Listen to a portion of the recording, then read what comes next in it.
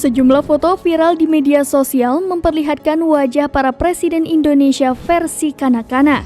Banyak warganet yang memuji kemiripan foto tersebut dengan wajah aslinya. Rupanya, foto-foto tersebut dibuat menggunakan teknologi Artificial Intelligence atau AI.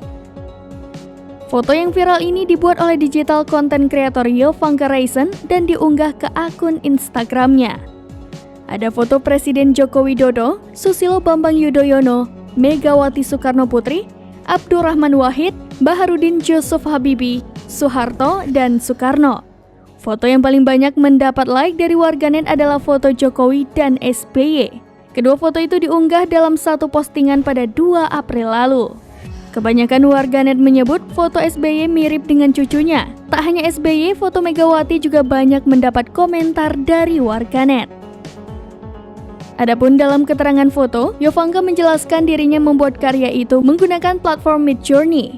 Dikutip dari Kompas.com, Artificial Intelligence atau AI merupakan teknologi masa kini yang sering disebut sebagai kecerdasan buatan.